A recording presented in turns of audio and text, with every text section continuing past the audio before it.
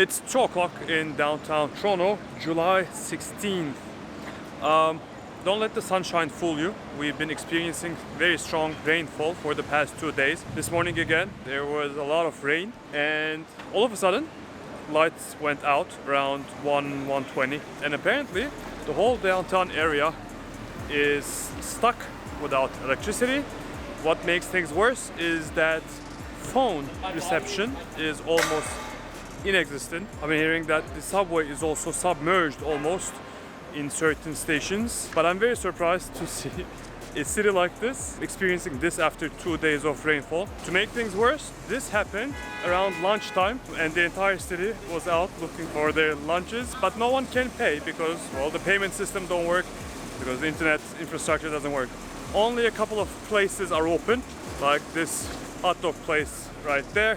Walking around town, especially with the sun out now, you wouldn't understand the severity of the situation. You have a puddle here, puddle there, but you know, you wouldn't really understand. The streets are particularly crowded. Most of the offices are now closed. Remember the downtown area. If you're brave enough to walk down, take the stairs all the way down from these skyscrapers, then you're probably going home right now.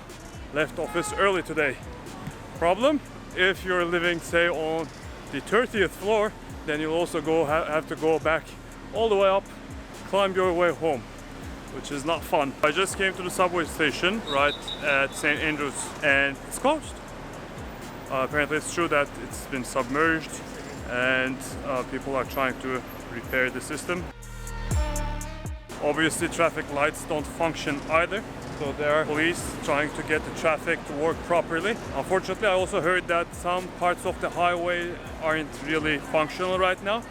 So the traffic, even though we can't see that much in downtown, in all the neighboring areas around the city, it's supposed to be in a terrible situation.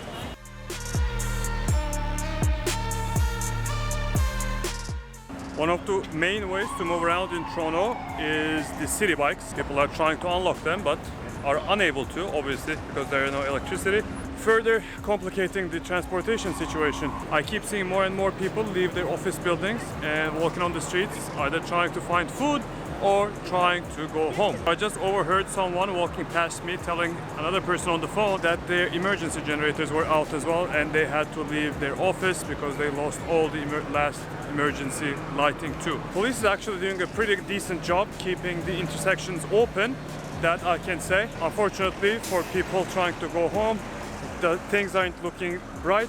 This is the King Street, one of the main streets, and normally we have a streetcar here, and that has been undergoing some repairs lately, and since there was no streetcar, they've been supplementing it with buses, but unfortunately it's not the same thing because they are much smaller and they go by much less often. And on a day like this, it's actually a really bad coincidence.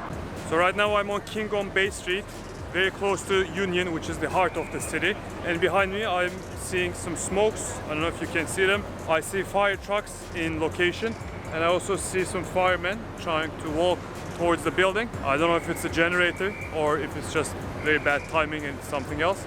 I hope it's nothing serious though. It's about 2:45 right now, almost 1 hour 45 minutes after the blackout. I just received a phone call from Nestle telling me that the power is back on, which is good, but the city is still in chaos.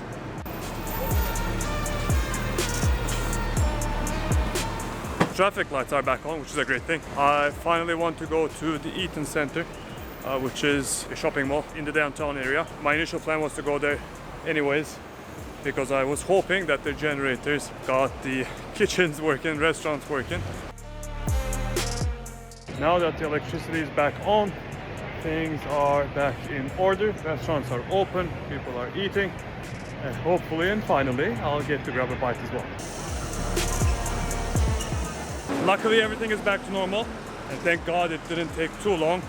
The subway is still closed, but I got my food, walking back home, and I'm super grateful that I won't have to climb all those flights of stairs going back home. Anyways, I'm gonna wrap the video up right here. Don't forget to subscribe for more videos like this. Thank you for watching, and I'll see you again on the next one.